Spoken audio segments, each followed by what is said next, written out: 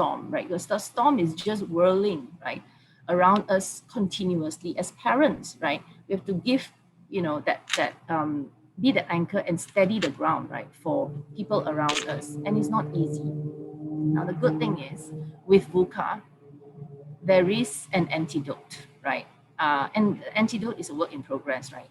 The antidote are, the words in the box, right? In the amber box, right? Vision, understanding, clarity, and adaptability, right? If I think about how we really had to pivot overnight, our offices shut, we had to make sure that we pivot, shut the office, keep our people safe, keep our family safe, keep our students safe, right? And we really had to adapt very, very quickly, right? So if I think about ambiguity, so I'm just going backwards slightly now, right? Ambiguity, the antidote to it is being adaptable, right? Being agile. And manufacturers, many of the manufacturers or manufacturing companies quickly then said that, okay, my sales have dropped, my production has dropped, but what can we do? Let's do PPE, for example, right? So a lot of people had to pivot and had to adapt very, very quickly. With complexity, we need to provide clarity. If I think about it today, with the complex world that we live in, on top of that, it's already a complex world. On top of that, we have COVID. We had to very quickly give clarity to our own families, right? My in-laws, my parents, and all that. And to say, don't worry, please don't go out, stay safe, kita jaga kita, and so on and so forth. They're repeating that over and over again. And, had to remind our people, and just not in the work front, right, but in the home front as well, to say that, the pandemic is here, and the pandemic, is here to stay for a really long time, and it has impacted all aspects of our lives. And therefore, we needed to give clarity to the kids, right? The kids were like, oh, it's well, they haven't said boring at home to me yet, but, just to keep them engaged, right, at home, and give them the clarity why it's important to stay at home, all right? And to our employees as well. When I shut the office, everyone said, oh, how long more and all that. When I opened the office, they said that, oh, when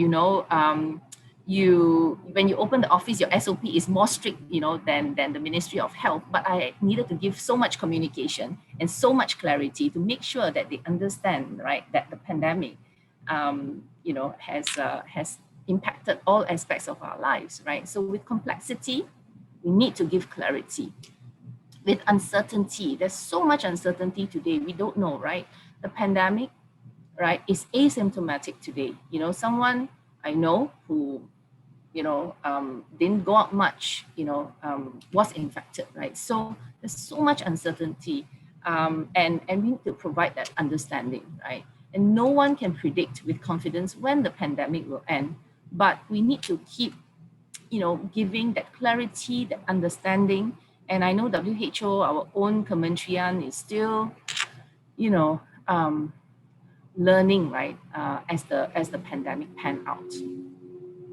And with volatility, if you think about it this year, the disruption that happened this year and how volatile it's been, job losses, for example, we need to provide, the vision and continue to provide not just the clarity, right, but the clear vision and the purpose of what we are trying to achieve here, despite the COVID pandemic. So, with VUCA, there's so much volatility, uncertainty, complexity, and ambiguity. We absolutely need to provide the vision, the understanding, the clarity, and hopefully, the adaptability, and maybe help our people, right, to adapt as well. So hopefully that gives you a sense of what VUCA is, right?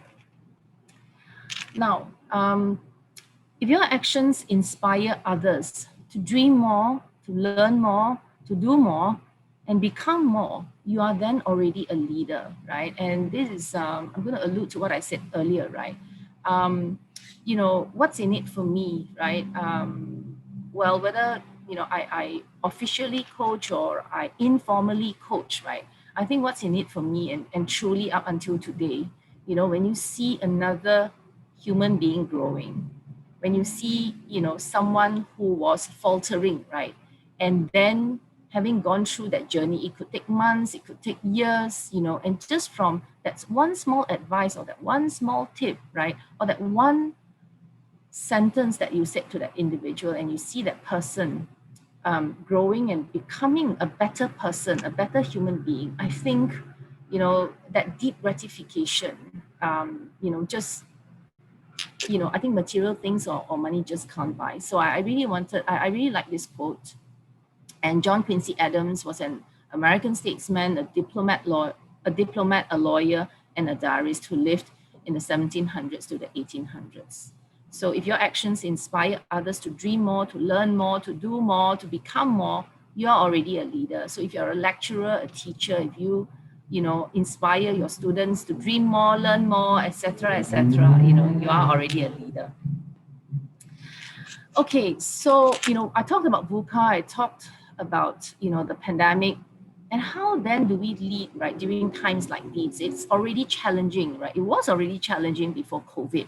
How then do we continue to lead and continue, right, to be inspired, to lead, right? So I thought maybe today, for today's purpose, right, I'll use mentoring and coaching, very interchangeably. That there is some distinction between mentoring and coaching, and I'll share with you. Coaching is more around, for a specific time. So it's very time bound to a specific goal, to a specific outcome. That's coaching, right? And mentoring, it's, it could be, sharing your life experiences, it's more informal, and it's not time bound, right? But for today's purpose, is mentoring coaching?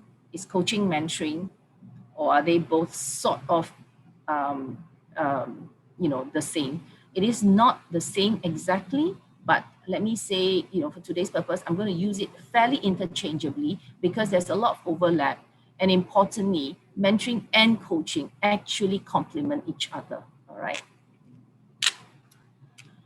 So mentoring is creating, creating structure of engagement. It is not a passive endeavor, a therapy session, and a one-way street, right? Both mentoring and coaching are never one-way streets. It's always, right, two-way. And coaching is facilitating learning and is task-oriented and time-bound, right, as I mentioned before. But coaching is not babysitting. So if you're going to babysit someone, babysit your student, babysit your staff or a team member, that is not coaching because you're not helping the individual, right? And coaching is not focusing on inadequacy. So I want to stress here, whether you're mentoring or coaching, please play up, right, on the positives, right, of the individual. Please don't, just as, if I use bahasa, please don't hantam only the weakness, right? We are all not perfect. I certainly am not perfect. I've gained so much, right, from mentoring and coaching. And there's something called reverse mentoring as well, right? Just from my own experiences, helping, right, people, I myself have learned so much, right? So please, coaching and mentoring is not about, pinpointing other people's weaknesses. And mentoring and coaching really are about unleashing one's potential. It's about co-creation. It's about hyper collaboration as well, right? So I just want to make sure that, we help the person by collaborating with them, right? And working together. So it's not a download, it's not a top down, it's not one-sided, right? Now, a lot of people think that mentoring and coaching, is a fad. It is not a fad. I've seen it work very, very effectively. But unfortunately, only 10% of managers and 10% of leaders use it, right? In fact, yesterday I came across a term called, there's something called micromanaging, and some bosses are very good at micromanaging. Let me share with you, if today we can micro-mentor and micro-coach our people, our students, our kids, and all that, they will become better, right? But again, as I said, unfortunately, only 10% of us use it. And I would really encourage, right, you to actively think about, how we can, quickly, mentor and coach, right? Whether it's your team members or your students, right? And then takes away a lot of the blind spots of the person we are mentoring. And it takes away a lot of the roadblocks, right, for people that we are helping as well, right? So I won't go into this. I touched on this already. It's complementary, and it's, like the yin and yang, right, where it's kind of interdependent and intertwined as well, mentoring and coaching. I wanted to quickly touch on trust quotient. Now, when you want to mentor, when you want to coach, right, trust is very important. How do you inspire trust? And how do you build trust, right, with the person that you're mentoring, including your students, obviously, and your team members, right? And trust really equals to credibility plus reliability plus intimacy on self-orientation. That makes you, that makes you trustworthy or not, right? And what's credibility? Credibility is about mastery of your own skill and your expertise, right? Your competencies. Your reliability is really, your predictability. When you say you show up at 9:30, do you show up at 9:30? 9:31 is fine, yeah. But 9:30, do you show up? And consistently, if you don't show up, or you show up 2 out of 10, your reliability will go down. Yeah. Your intimacy is the quality of the relationship that matters to you, right? And how do you put quality in the relationship? How do you build rapport? And how, you manage the relationship, right? And quality of relationship, it's big for me. Are you, do you really put emphasis, right, on being there when you mean it, and being a friend if you say you're a friend, right? That's intimacy, right? And self-orientation is really self-awareness, right? How aware are you of yourself? Some people think that I'm the boss and therefore I'm destructible. I am, I know everything, right? So just be careful, because self-awareness really in the HR world, self-awareness really also will tell me whether you have the potential. You may be very, very good, but do you have the potential to be the future, right? So that's trust quotient, right? To be trustworthy, you need to be true to yourself. You need to be authentic. You need to have self-compassion, and you need to have attention, right? Attention to how, not just about yourself, how you carry yourself, how you come to the table, but attention of little things that may be happening to your teams or your student, right? Just make sure you are aware, right?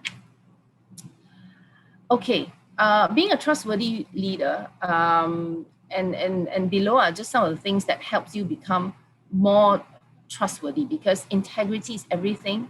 And if you're a trustworthy leader, it improves your own well-being, right?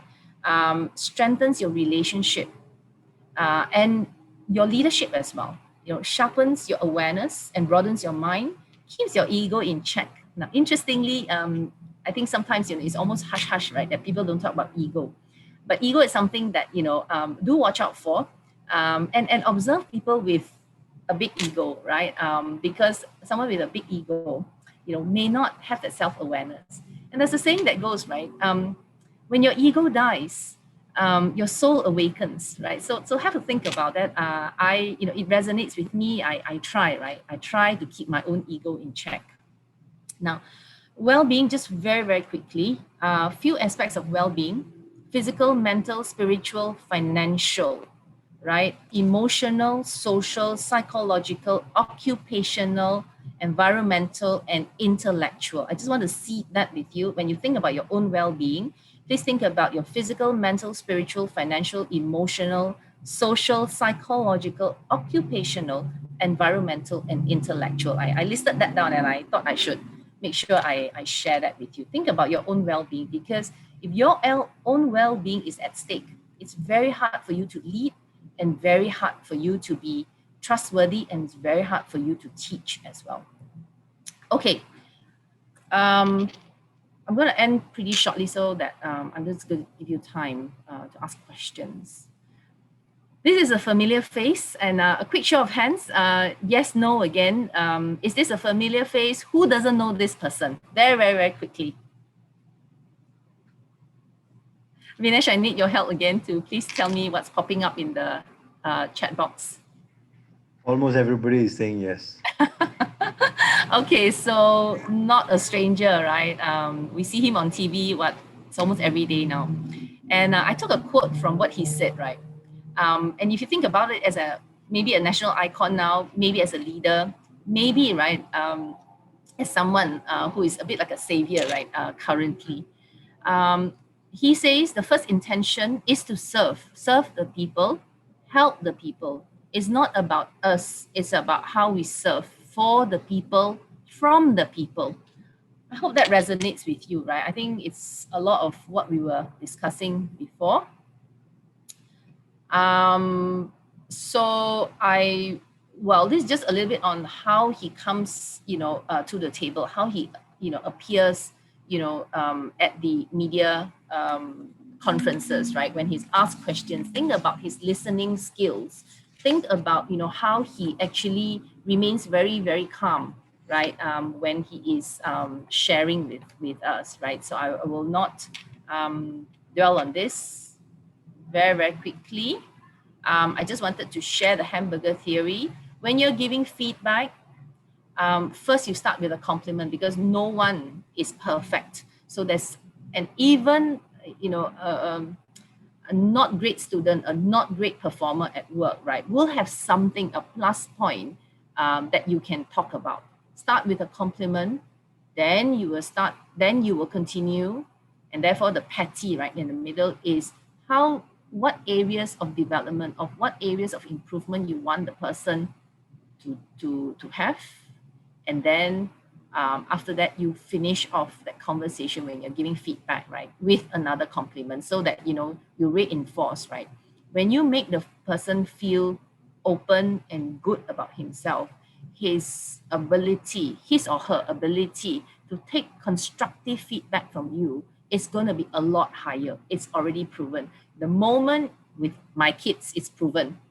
When you start with, boy, you know, you're good at sports, you're good at this, you're good at that, but the teacher thinks all your marks, right? I do that with my kids, right?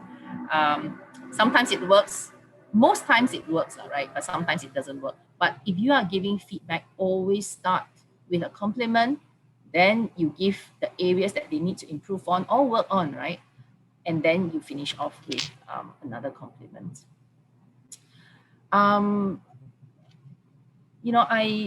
Vinesh, I'm mindful of time. It's 10:02, so I thought I'll probably just cover off this slide and then take questions. Sure. When giving, yeah, thank you. When giving feedback, take note of listening. Listening is now going to be a very, very powerful technique. I'm learning. I think I don't listen enough, right? Listen, empathy. We talk a lot about it. People talk about empathy, and please don't underestimate what empathy is. People talk about, given that we are all working from home, people talk about virtual intelligence. I want to challenge people to think about virtual empathy. And you can do that, in a very virtual online environment, like what we are doing now, right? Your tone and also your body language, right? So maybe I'll just pause there. I'm mindful of time, and I think some of you may have classes that you need to run to or meetings. So I'll pause there and I'll take questions. So thank you very, very much again. Thank you, Chai Ping, for that presentation. It was really good. Thank We you. have a few questions that Sure. I would read out to you. The first one is from Priya, which she's asked your thoughts on culture and readiness of employees in giving and receiving feedback. What is the openness, is it, of Yeah, teams and the- culture of yes, people giving and receiving feedback? correct. Yeah, I think, when you say give feedback, right? Unfortunately, in the Asian or Malaysian context, it's always like, oh, I'm giving feedback and therefore you're lousy. But I've seen where when you are given feedback, your ability to improve and your ability to do more and go the extra mile will be accelerated, right? So I think let's start from us. When you give feedback, that's why I said when you give feedback, always try to create a very safe environment, right? There's something called psychological safety. So if I want to give feedback to my children, okay, sometimes children, I could be very biased, right? I could be harder on them, right? But as a mother, you probably just want to go and again like hantam, right? But I try to hold back.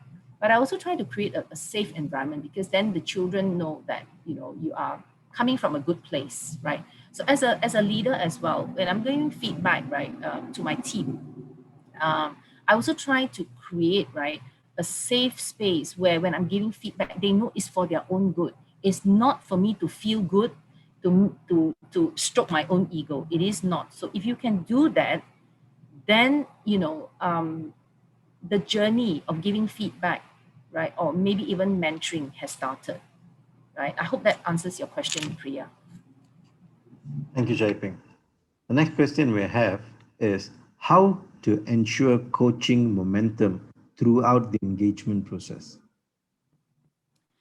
As I said, coaching is two ways. There are people I've coached in the past where after a while, that it's not working out. Maybe, as a coach, I was not effective. Or sometimes some individuals are just not open, no matter what you try. Some individuals I've, you know, pass them on to someone whom I think is a more patient coach, for example, right?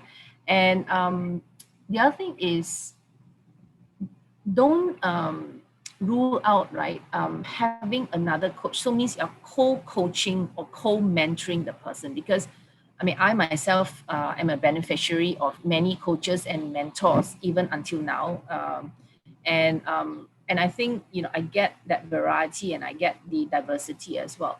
And I think if you're coaching someone who is difficult, could be a personality, could be, just real differences in opinions and all that, don't hesitate, right? Roping in another coach or another mentor to help this person. Because if your intention is genuine, usually, and I can say this almost 100%, usually, the coachee or the mentee is very open, usually. Of course, nothing happens overnight, right? Miracle doesn't happen overnight. And you may need a little bit of time, over a period of time. For me, some of my coaches and mentees, right, it's taken months, if not even years, right? And sometimes when I look back and I can even tease, right, some of my mentees say, oh my God, can you remember our relationship from the start, and today we have a fabulous relationship. So I think it's definitely two ways, but you try as a leader and as, the one who is more senior, try to make that first attempt and and create that safe space for that person. Thank you, Chaiping. The next one is from Amanda, where she's asking, can a coach and a mentor be the same person? Can a coach and a mentor be the same person? Absolutely. Why not? As I said, it's complementary, right? Because the two actually complements, just like yin and yang, complements each other. Yeah. So I've done both, um, rolled into one for many individuals. Yeah, absolutely, you can. All right, thank you. The next one is she's asking if can you share with us one of the most proudest incident or case that you have successfully coached a team member or employee or a friend? There's so many. I have an employee, or I had an employee, who was really, really, very good. I won't say he or this person, right? I won't say he or she. This person really was very good at what this person was doing, right? Really very good. Because this person was very, very good. It comes out like, everyone else may not be, as good. But after a long time, and then you try to understand the person's psyche and psychology, there was a deeper, layer of that person, because that person actually, personal reasons, family reasons, and many other reasons, right? Maybe was deficient of compliments throughout, whether um, this person growing up or from teachers or being put down and so on and so forth. So I said to the person, no one thinks that you are less. You're very, very good at what you do, right? And now your role, right, is to help others as well, right? And you don't have to rub people off the wrong way and be very um, you just scoff, at people, right? So that was my, so yeah, we came a long, long way, a long, long way. But I definitely am very, very proud, right, of how far this person has come. Yeah. Thank you, Chaiping. I think we have two questions which are almost similar. Now, Sure. due to the pandemic, I think a lot of us are working from home. So I think when we talk about coaching, we now can also talk about e-coaching. All right. So the question here is that since we're working from home, do you have any good tips, or what is your view on e-coaching, and how do we respond to our subordinates during working hours when we are working from home? Yeah, when I think about coaching and mentoring, right, people always think that, oh, let's block a one-on-one session. It is not a checkbox or a checklist. It is not, just putting time in your calendar, right? And then it could be something that you read that could be, interesting for this person, that may resonate with this person. You can just send it via WhatsApp, or you can just say, hey, how are you doing? I haven't heard from you for a few months. I'm just talking from my own experience, right? But if it's your own team, right, it's easier. I mean, you've got so many collaboration tools today, whether it's Teams or WebEx or I don't know, whatever tool you're using in SMR, for example, right? You can just, put in a chat and say, hey, how are you? And talk to that person, or just pick up the phone, or just call that person from your laptop, right, and say, I haven't heard from you for a while, right? And if you have already built that relationship, if you already built that rapport, they won't feel that you're encroaching into them or you're being overwhelming. They'll feel that, hey, Chapping is looking for me, hey, and well, many a times, and I'm just speaking from experience. People say, oh, I'm so happy to hear from you, or it was such a bad day, your simple ping or your simple message, just lifted me, and all that, right? And if you're genuine about it, seriously, um,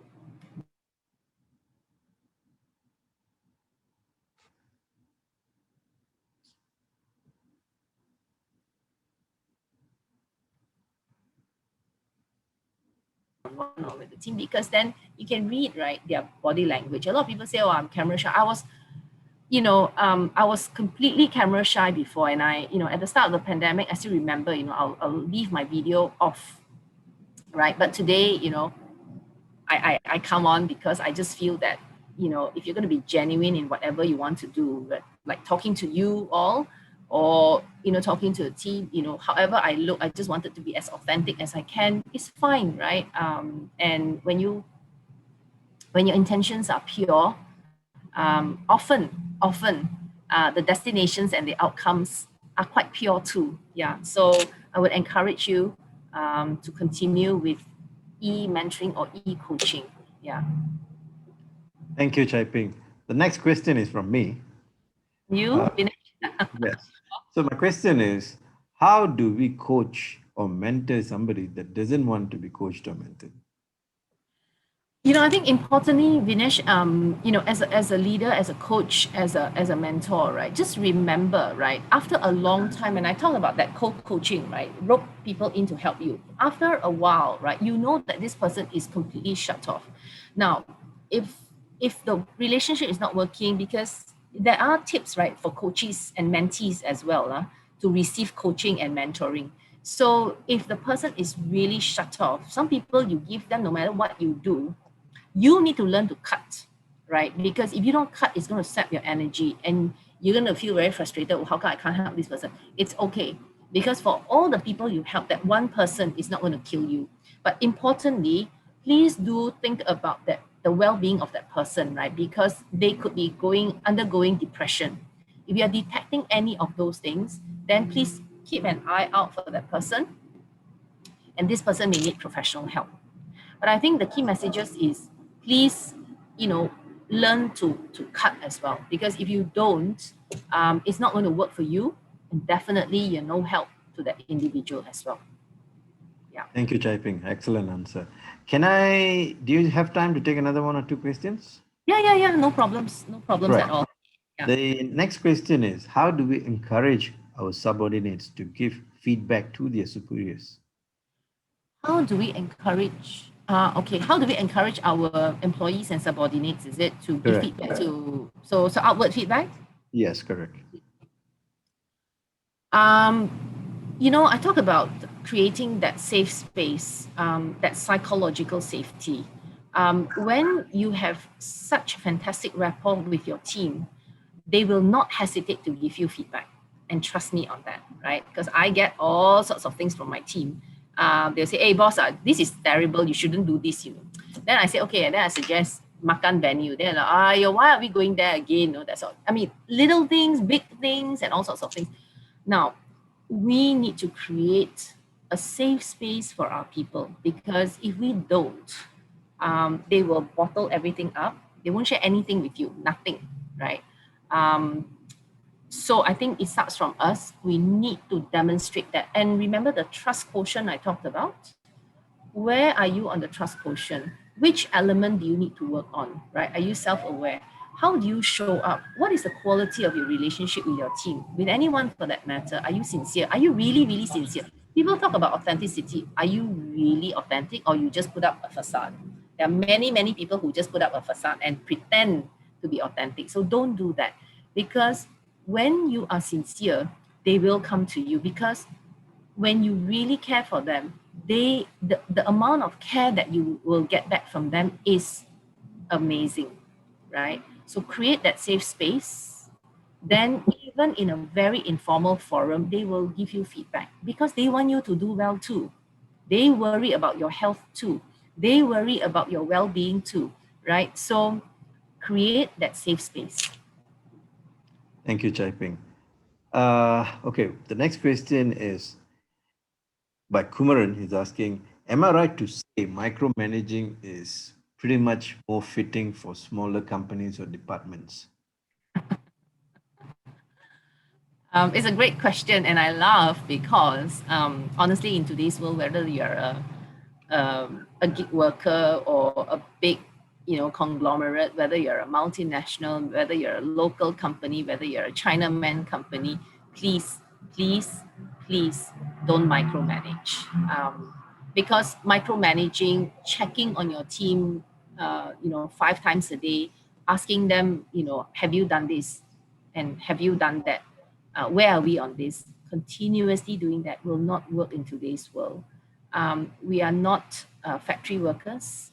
Um, think about the outcome and deliverables, right? Please don't, say at 1 o'clock I check on them, after lunch I check on them, at 5 o'clock before they go off and check on them. Because when you micromanage that way, you're not giving them the space, let alone a safe space. You're not giving them the space to be creative. And in today's world, whether you're a big company or a small company, when you don't give them that space to be creative, to be innovative that we always talk about, um, then you're not becoming better, right? As a leader, as a boss, or as an organization. So micromanaging is honestly passe lah, yeah, and very outdated.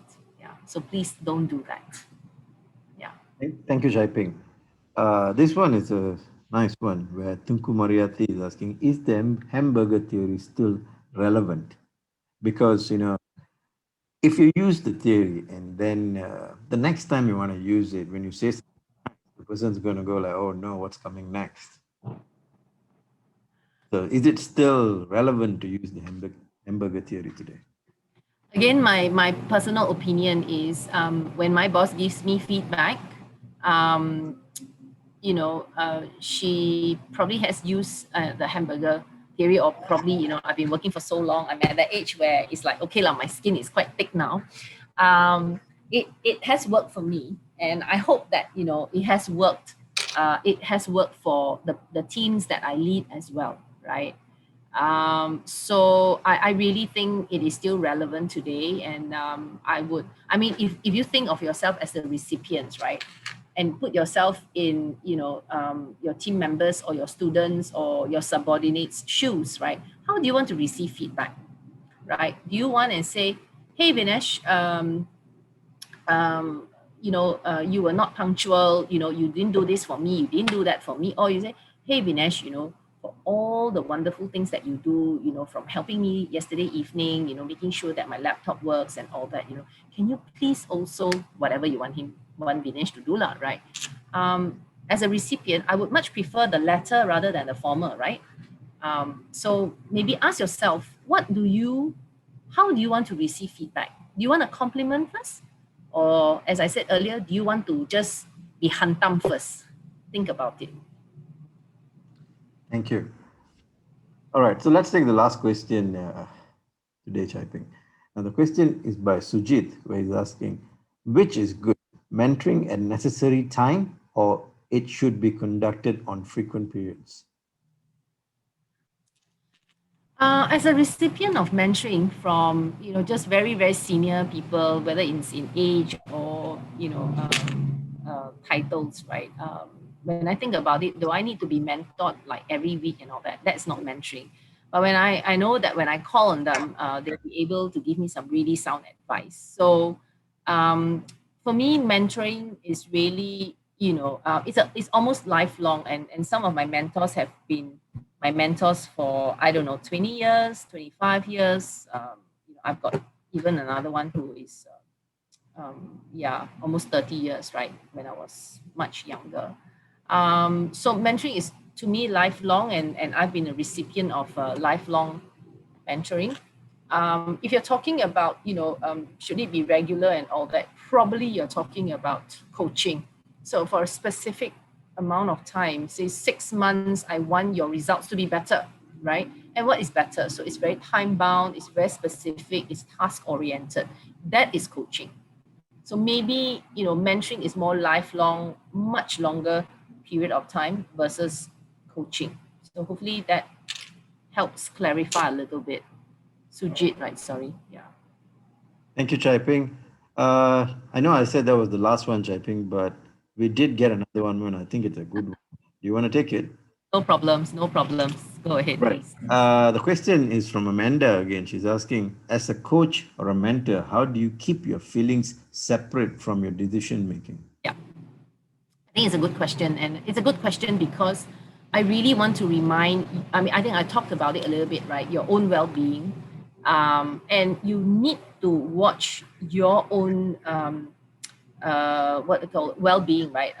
And in fact, my last words, right, to you guys, before we end the session was, please think about self-love, self-care, and self-compassion, right? Because if you don't have that in check, it's easier said than done. Because to be honest, I mean, early on in the week, I was very unwell. I was having vertigo, right?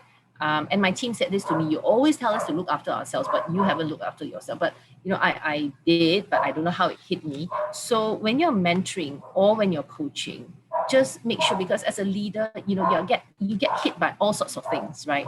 And as a teacher, as a lecturer, you get hit by all sorts of things: administration, syllabus, meetings, teaching, and then some helicopter parents will come to you and say, oh, how come the quality is dropping? How come my son or daughter not doing well? So on, so forth. So a lot of stress, right?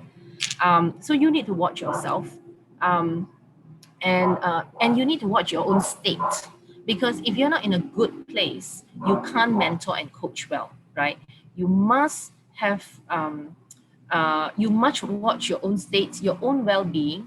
Very, very importantly, you must make sure that your own gratitude journal is full, because only when you're grateful for the life that you have, for the things that you have, that often I say that money cannot buy, only will you be able to give, because you can't pour from an empty cup, right? That was actually my last slide. So you absolutely cannot pour from an empty cup. So on the day that you're not feeling so well, please don't mentor, please don't coach, because you won't be good for anybody, including yourself, right?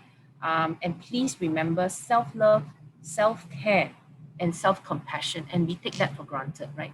And today there's so many deadlines, so many things to, I mean, again, I'm a recipient of it. It's been very, very stressful the last few months. It's been so super hectic. People think working from home is easy, but I easily put in 16, 18 hours a day, and it's not easy. But you have to make sure. So now on weekends, I absolutely, to the best of my ability, I don't turn on my laptop anymore, because your body can't cope. Your well-being is at stake. And then, you won't be fair to your own families as well. And you won't be fair to the students you're teaching, your subordinates, and importantly, yourself, yeah, and your families, yeah. So make sure, your cup is full, then you coach, then you mentor, then you expand or dispense, right, a piece of advice. Because if your cup is not full, you cannot pour from it. Thank you so much, Chai Ping. On behalf of SMR HR Group, I'd like to thank you for your time. It was a really good session. I enjoyed it. I'm very sure that all our participants enjoyed it as well. Thank you so much Oh, once again. thank you. Thanks, Vinesh. Thank you, everyone. Thank you for having me again. I hope, that was a little bit of tips, and hopefully it reinforced some of, what you already know anyway, right? So thank you very, very much for having me. Please, please do take care. Please, stay safe, and kita jaga kita. Thank you very much.